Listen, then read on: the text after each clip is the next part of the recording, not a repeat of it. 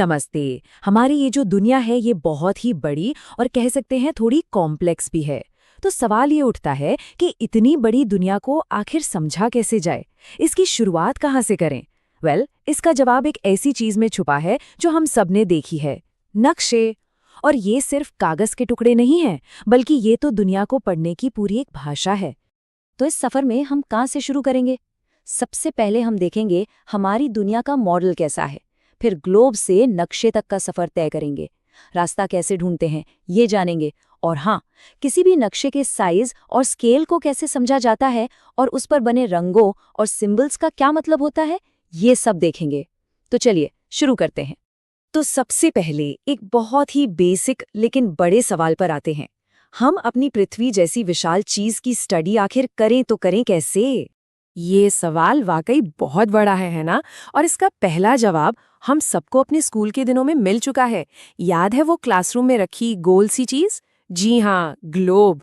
तो ये है ग्लोब। कह सकते हैं कि ये हमारी पृथ्वी का सबसे सच्चा 3D मॉडल है।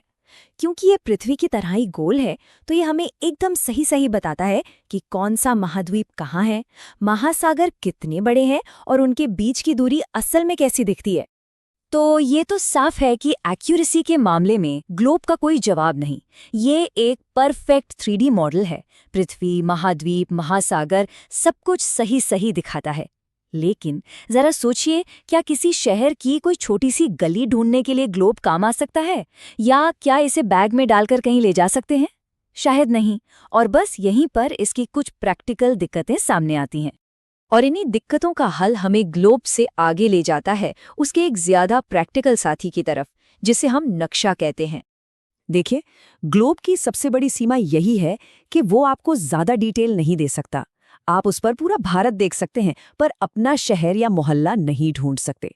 और दूसरी बात, इसे साथ लेकर घूमना तो नेक्स्ट टू इम्पॉसिबल है, क्योंकि ये काफी जगह घेरता है।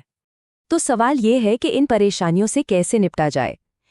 इसका जवाब हमारी अपनी सूझबूझ में छुपा है, एक गोल दुनिया को एक फ्लैट कागज पर उतारने की कला में। और वो कला है नक्शा। क्या शानदार सॉल्यूशन है ना? सीधी सी बात है, पृथ्वी या उसके किसी हिस्से की ड्राइंग जो एक फ्लैट सरफेस जैसे कागज पर बनी हो। जैसे ये भारत का नक्शा देखिए, ये ग्लोब की सारी कमियों को दूर कर देता है।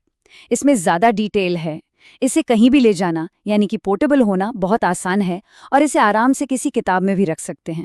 मतलब ये है असली प्रैक्टिकल सॉल्यूशन। ठीक है, तो अब हमारे पास नक्शा तो आ गया, पर सवाल ये है कि इसे पढ़ें कैसे।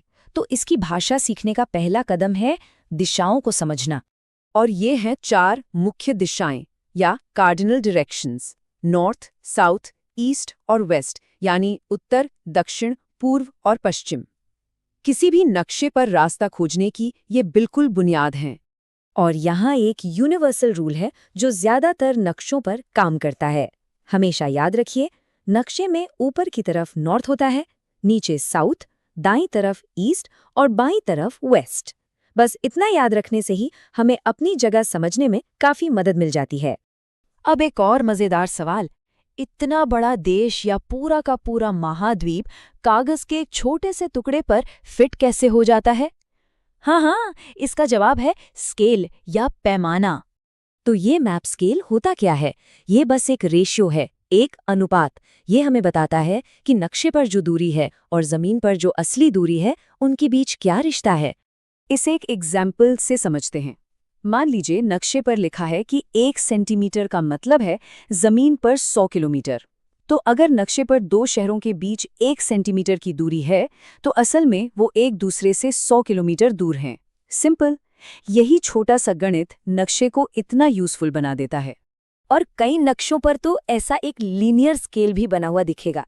ये एक छोटे से रूलर जैसा होता है जो सीधे मैप पर ही प्रिंट होता है। इससे दूरी का अंदाजा लगाने में और भी आसानी हो जाती है। वैसे स्केल के हिसाब से नक्शे भी 2 तरह के होते हैं। एक होते हैं लार्ज स्केल मैप्स, जो किसी छोटे एरिया जैसे कोई शहर या कॉलोनी की बहुत ज्यादा डिटेल दिखाते हैं। और दूसरे होते हैं स्मॉल स्केल मैप्स, जो किसी बड़े एरिया जैसे पूरे देश या महाद्वीप को दिखाते हैं, लेकिन उनमें डिटेल्स कम होती हैं। चलिए अब नक्शे की भाषा के आखिरी और शायद सबसे मजेदार हिस्से पर चलते हैं, रंग और प्रतीक। इन्हें आप नक्शे की ABCD समझ सकते हैं। और पता है सबसे अच्छी बात क्या है? नक्शों में इस्तेमाल होने वाले ये रंग लगभग यूनिवर्सल होते हैं। मतलब दुनिया में कहीं भी चले जाइए, नक्शे पर नीला रंग पानी ही दिखाएगा, महासागर, नदियां, सब। हरा रंग मतलब मैदान और निचली जमीन, और भूरे रंग के जो अलग अलग शेड्स होते हैं वो ऊंचाई बताते हैं। जितना गहरा भूरा उतना ऊंचा पहाड़। रंगों के साथ साथ नक्शों पर छोटे छोटे सिंबल्स या चिन्ह भी बने होते हैं।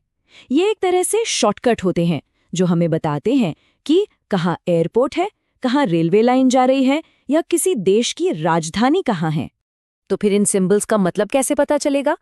इसके लिए हर नक्शे में एक की या लेजेंड दिया होता है। ये उस नक्शे की डिक्शनरी की तरह है। ये आपको बताएगा कि हर सिंबल का क्या मतलब है, जैसे इंटरनेशनल बाउंड्री का निशान कौन सा है, या किसी मेन रोड को कैसे दिखाया गया है। तो देखा, डायरेक्शंस, स्केल, कलर्स और सिंबल्स, ये 4 चीजें मिलकर ही नक्शे की पूरी भाषा बनाती हैं। और एक बार ये भाषा समझ में आ गई तो फिर हर नक्शा एक खुली किताब की तरह है जो अपनी कहानी खुद बताता है। ये सिर्फ जानकारी हासिल करना नहीं है, ये तो दुनिया को एक बिल्कुल नए नजरिए से देखने की ताकत है। तो अब जब नक्शों की ये भाषा थोड़ी थोड़ी समझ आने लगी है, तो असली सवाल ये है, अगली बार जब कोई नक्शा सामने आएगा तो उसमें ऐसा कौन सा कोना होगा जिसे खोजने का मन करेगा? आपकी खोज अब शुरू होती है। Be sure to like this video, share and comment below, and don't forget to subscribe to Jonas Creation 25.